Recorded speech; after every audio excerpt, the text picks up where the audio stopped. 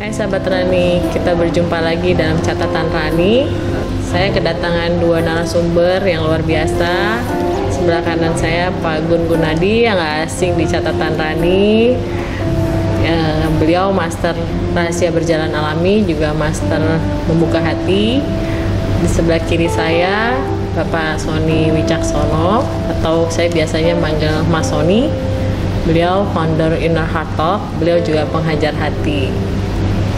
Ayo kita berbincang bersama mereka berdua mengenai hati.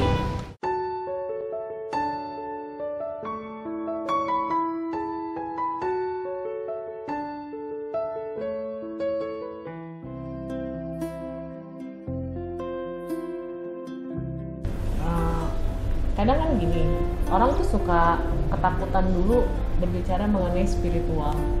Kesannya spiritual tuh hal yang sangat menakutkan atau bagaimana gitu. Padahal sebenarnya spiritual itu mudah ya, Pak Gun. Ya. Gitu. Nah, saya mau nanya nih, menurut Pak Gun sendiri tuh spiritual tuh apa sih buat Pak Gun? Semua hal ya yang berkait dengan hidup kita itu spiritual. Ya, jadi apapun yang kita lakukan dalam sehari-hari itulah spiritual yang sesungguhnya. Ya, bagaimana kita menjalani hidup ini, tahu apa tujuan hidup ini, dan bagaimana kita untuk mencapai tujuan hidup ini. Nah, itu sendiri sudah spiritual yang sebenarnya. Nah, kalau buat Mas Sony sendiri, spiritual itu apa sih? Spiritual itu sebuah pencarian ya. Jadi kita itu hidup ada sesuatu yang dicari. Ya, orang macam-macam kan. Ada yang mencari kesenangan duniawi, ada yang mencari kebahagiaan yang lebih sejati, ya kan. Itu juga menurut saya juga spiritual meskipun tingkatannya beda-beda. Tapi kalau udah lebih sadar lagi, semua kan pada nyari spiritual tuh suatu mencari kebahagiaan yang sifatnya di luar ya. Tapi kalau udah sadar spiritual lebih dalam lagi, ternyata semua itu adanya di dalam gitu.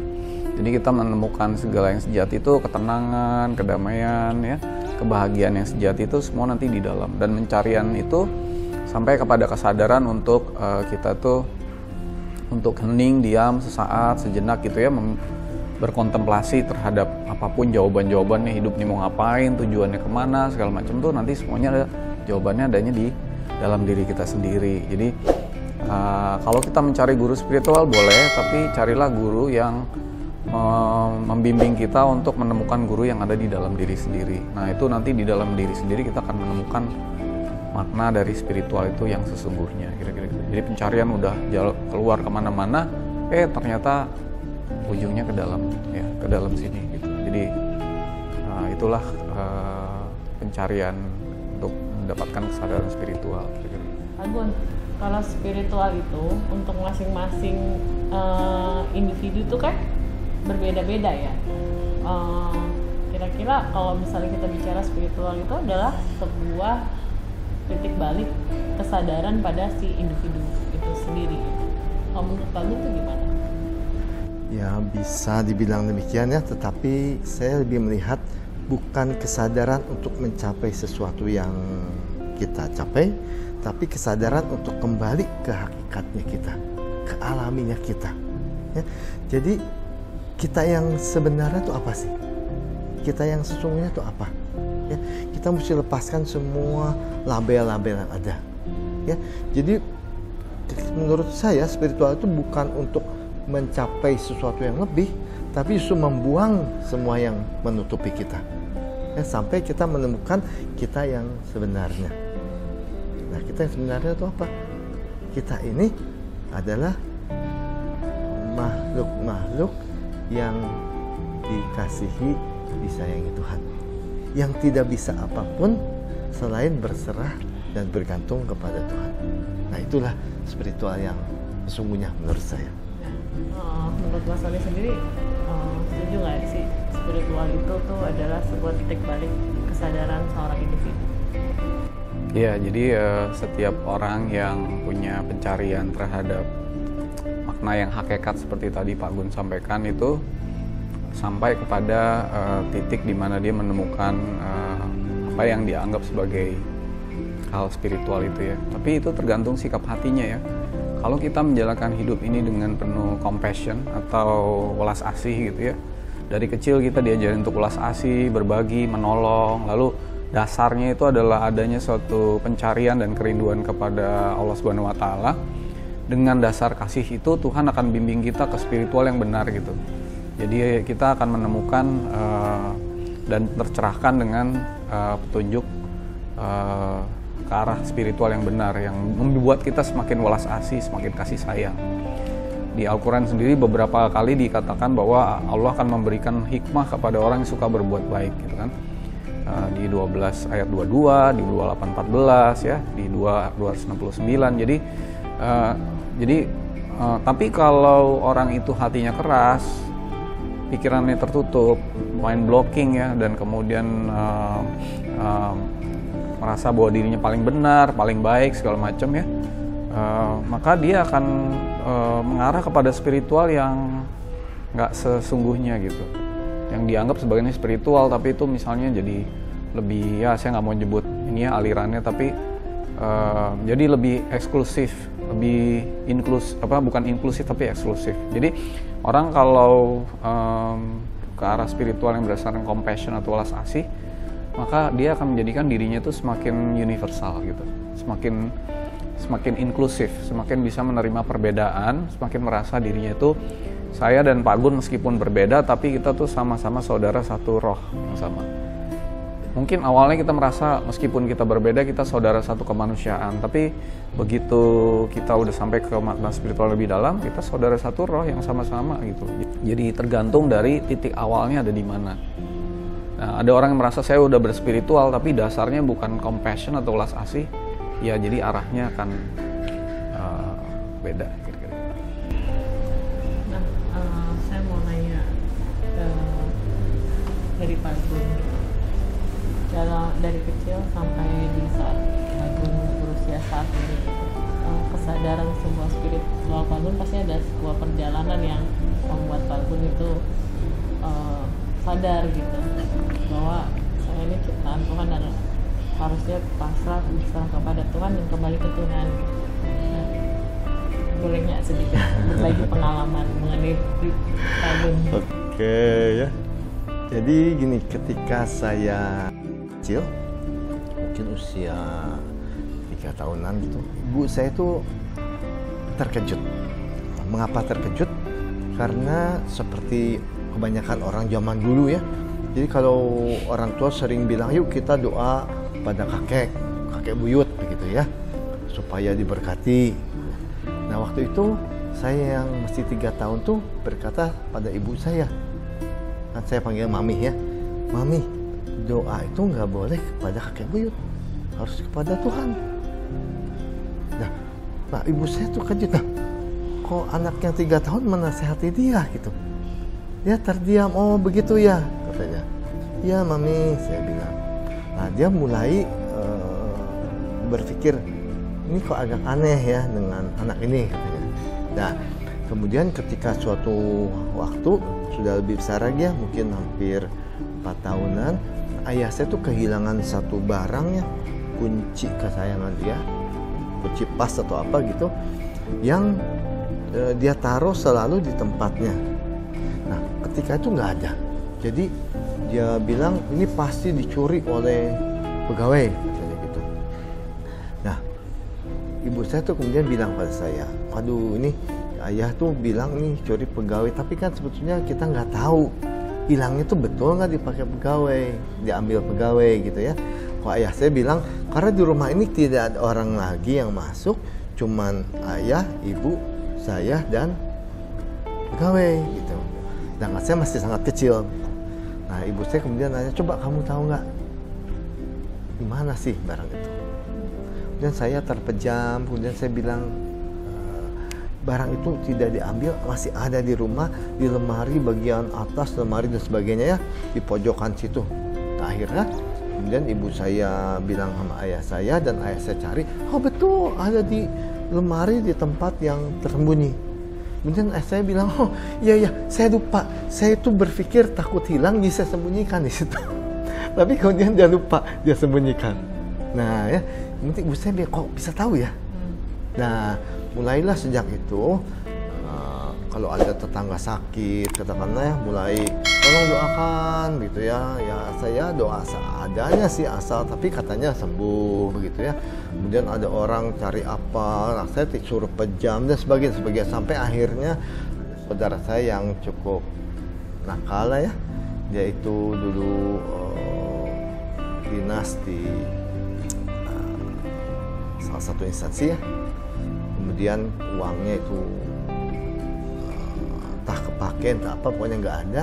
Dia bilang saya pasti di penjara karena uang ini nggak ada. Dia tolonglah ke anak kamu, bilang ke ibu saya, tolong mau pasang nomor katanya. Nah ibu saya itu nggak tega, jadi dia minta saya untuk tolong nomor berapa.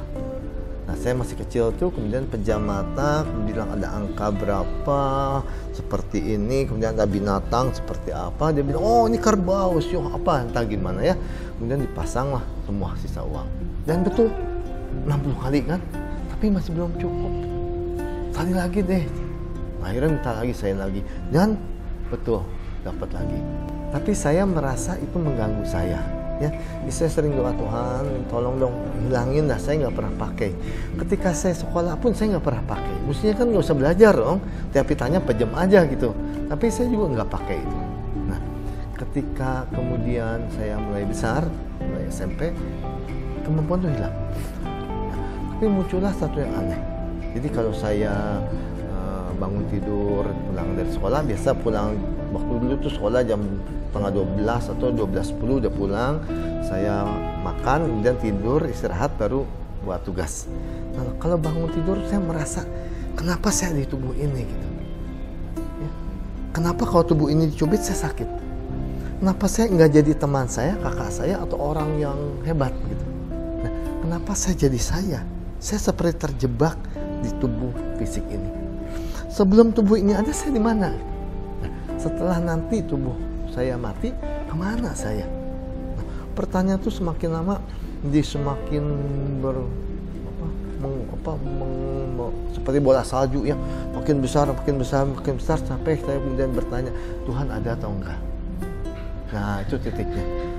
Kalau dikatakan ada, saya tidak pernah menemukan orang yang bilang saya sudah ketemu Tuhan. Semua bilang menurut kitab suci lah, menurut pendeta, menurut pastor, menurut biku, menurut ustadz dan sebagainya. Tapi tidak pernah mereka tuh bilang saya ketemu Tuhan. Nah, gitu. Dan saya sendiri ya, sering doa Tuhan, tapi tidak ada jawaban. Nah ini menariknya, saya meyakini Tuhan Maha Kuasa, bisa segalanya. Tuhan Maha Pengasih lagi Maha Penyayang, sayang sama saya. Masa orang yang disayang manggil-manggil nggak jawab? Sedangkan ibu saya aja kalau saya panggil, "Mi, ya ada apa?" Nah itu jawab. Tuhan katanya sangat sayang, tapi nggak jawab. Nah ini pertanyaannya kemudian semakin lama semakin menghantui saya. Nah ketika saya mulai SMA, saya mulai melupakan itu ya, sibuk dengan bermain olahraga basket, naik gunung ya, dan sebagainya. Nah tapi kalau saya naik gunung, itu saat melihat matahari terbit di puncak gunung, itu merasa kedekatan dengan Tuhan. Rasanya Tuhan itu dekat sekali. Padahal Tuhan yang dekat itu yang saya pertanyakan ada atau tidak gitu. Nah, sini jadi menarik gitu ya. Nah, sampai akhirnya saya mencoba mencari jawaban ya. Bukan cuma dari satu agama, karena saya nggak pernah puas dengan satu jawaban yang sifatnya top down. Ini tuh begini, ini begini ya. Jadi saya coba baca kitab suci ya, baca buku-buku dari semua agama ya. Dan saya tidak menemukan satu jawaban yang utuh menyeluruh. Ya. Jawabannya hanya berupa pasal-pasal yang sulit untuk digabungkan. Tapi ada gambaran-gambaran indah di semuanya. Tapi gimana menggabungkannya? Nah, ya, ketika kemudian usia saya bertambah, saya berkenalan dengan membuka hati ya. Saya bertemu dengan Pak Irman Syah Effendi yang mengajarkan bagaimana membuka hati. Nah itulah titik balik saya. Saya menemukan bahwa semua yang kayaknya rumit ini sebetulnya sangat sederhana. Kenapa saya tidak bisa berkomunikasi dengan Tuhan? Karena frekuensi saya dengan frekuensi Tuhan tuh berbeda. Karena saya penuh dengan mau ini, mau itu, mau ini, mau itu gitu ya. Dengan Tuhan itu ada di frekuensi tenang, hening ya. Nah, hening ini bukan ketiadaan suara, tapi ketiadaan kesibukan di dalam. Begitu saya mulai mengenal, membuka hati, merasakan ketenangan, kedamaian, disitulah frekuensi saya mulai mendekat nih. Nah, menurut saya itulah spiritual yang sesungguhnya. Bukan menjadi bisa untuk apa, sakti dan sebagainya, tapi menjadi semakin tidak tahu apa-apa selain berserah pada Tuhan. Spiritual yang Mas Sony alami seperti apa di dalam kehidupannya? Ya kalau tadi Pak Gun dari kecil ya, saya mungkin nggak terlalu ingat dari kecil, tapi kira-kira di umur saya 20 menjelang 30-an itu kan, di usia yang alhamdulillah ya, usia cukup muda tuh saya diberi anugerah karir yang udah mencapai hampir puncak gitu ya, waktu umur menuju 30 dan di awal 30-an gitu. Nah lalu saya udah punya keluarga, lalu semuanya berjalan dengan baik gitu ya. Lalu saya bertanya, lalu hidup ini mau ngapain lagi gitu. Nah jadi mulailah saya bertanya, mencari Tuhan gitu ya. Nah, beberapa kali tuh kalau lagi weekend gitu ya, saya diem meditasi. Ya kalau dulu saya nggak ngerti meditasi ya, jadi udah diem aja gitu, berjam-jam gitu, sampai akhirnya ketiduran gitu ya. Terus saya mau nanya aja ke Tuhan, nih saya hidup nih mau ngapain gitu. Nah di usia saya waktu itu 2008 ya, 33 itu waktu itu, ketika saya ada bisnis trip ke Bandung ya, kemudian di sore-sore gitu saya kepleset tuh di hotel saya kepleset, jatuh tapi nggak kena kepala gitu, cuman kena bawah sini, jatuh. Lalu pas bangun lagi saya mengalami apa yang disebut sebagai amnesia. Jadi saya lupa ingatan semua, lupa nama saya siapa, lupa semua deh pokoknya. Sampai waktu itu saya ke lobby hotel, terus saya duduk gitu, lalu saya buka dompet, saya liatin gitu KTP, oh nama saya ini Sony Agus Wicaksono gitu. Terus nah habis itu ya ceritanya cukup panjang, sampai akhirnya saya dirawat di Rumah Sakit Boromeus Bandung waktu itu. Dan kemudian disitulah titiknya ketika saya mengalami kesadaran spiritual itu. Jadi setelah itu kira-kira mungkin 40 hari setelah itu tuh setiap malam saya dikasih kayak kesadaran gitu ya, masuk tentang ya Al-Quran yang teman-teman lihat di mana, di channel YouTube Inner Heart Talk atau di mana saya nggak lagi, itu sebenarnya bukan berasal dari saya belajar secara formal ya di sekolah tertentu, sekolah agama atau apa, tapi karena tadi peristiwa kayak di download. Nah itu mungkin prosesnya sekitar 40 hari. Itu awal saya mendapatkan kesadaran spiritual. Pertanyaan-pertanyaan yang tadinya nggak bisa dijawab oleh akal manusia itu terjawab gitu. Dan prosesnya setahun sampai akhirnya saya berani untuk sharing ke orang lain. Jadi mulai ngisi pemahaman atau disebut pengajian atau teaching gitu ya, itu kira-kira setahun setelah itu baru saya berani. Dan itu berlanjut terus sampai akhirnya itu membawa saya kepada membuka hati ini. Jadi ternyata di sini saya menemukan arah spiritual yang lebih sesuai dengan apa yang Tuhan atau Allah Subhanahu Wa Taala kehendaki gitu. Jadi akhirnya saya di sini, saya sambil mengajarkan ya kadang-kadang Al-Quran atau secara hakikat juga mengajar buka hati misalnya dengan Pak Gunadi gitu. Jadi awalnya itu di 2008. Oke nih, kalau untuk urusan lebih dalam mengenai yang Mas Sony bahas barusan, kita akan mempunyai wawancara khusus dengan Mas Sony, founder Inner Heart Talk. Oke, kita balik lagi ke pertanyaan berikutnya nih buat master kita nih yang mungkin agak lebih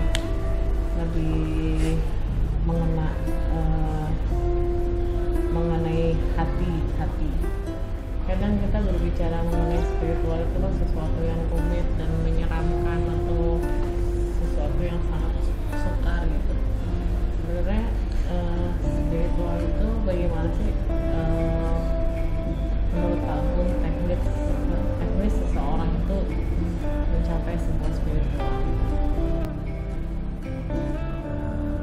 kita sering baca ya di buku-buku, di penjelasannya, bahwa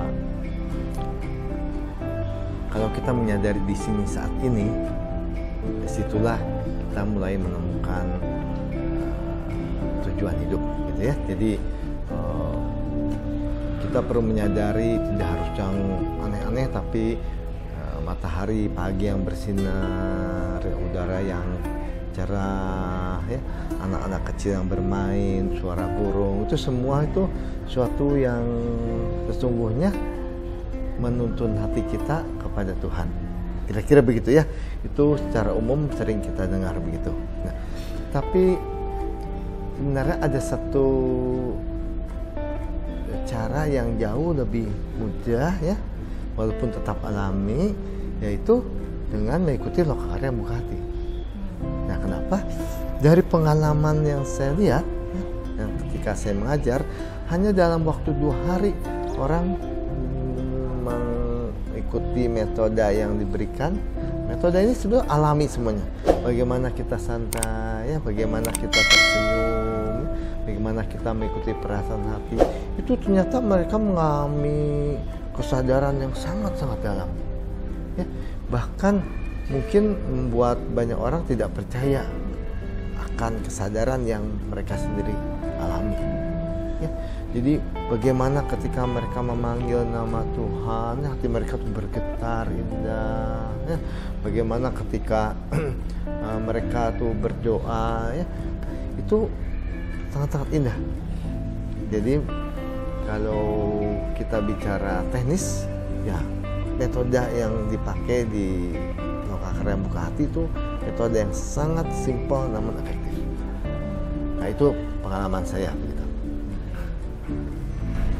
Mas, tadi kan ada kata-katanya Pak Gun nih mengenai hati yang bergetar gitu. Kalau nggak salah di Quran ada ya suratnya, Mas? Ada di surat 39 ayat 23 ya. Orang beriman adalah ketika disebut nama Allah, maka hatinya atau kulitnya disebut kulit, karena hati itu kan semacam ada kulit, lalu ada dalam gitu ya.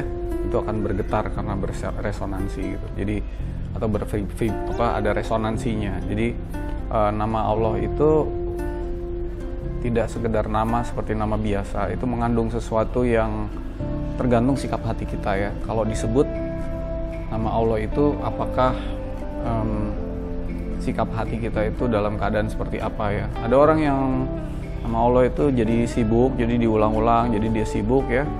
Tapi ada juga yang benar-benar dalam keadaan lagi pasrah, lagi berserah, disebut nama itu hatinya bergetar. Jadi tergantung sikap hatinya. Tapi di balik nama Allah itu ada sesuatu kekuatan yang dahsyat yang sebenarnya bisa membawa kita sampai kepada suatu sikap yang rindu ya kepada Allah itu. Dan itu hanya bisa didapatkan ketika hati kita tuh sedang dibuka dan diarahkan gitu. Jadi lalu kemudian dihubungkan. Jadi yaitu semua akan bisa dialami. Misalnya tadi Pak Gun bilang ketika orang sudah berhenti dari semua kesibukannya dan mulai membiarkan Allah Subhanahu Wa Taala membuka hatinya, baru hatinya bisa bergetar. Ya, para sahabat, kiranya cukup dulu nih bincang-bincang kita. Mungkin nanti next kita akan bincang-bincang lagi bersama dua master kita, Pak Gun dan Mas Sony. Kita bukan master ya, enak dipanggil master. Teman baik aja, teman baik, teman sharing. Oke deh, mereka bukan master, mereka adalah teman-teman seperjalanan di dalam spiritual saya, ya kan Pak Gun? Ya, Mas Sony. Oke, para sahabat semua, sampai sini dulu perbincangan kita. Semoga perbincangan ini bisa memotivasi dan menginspirasi para sahabat semua. Sampai jumpa.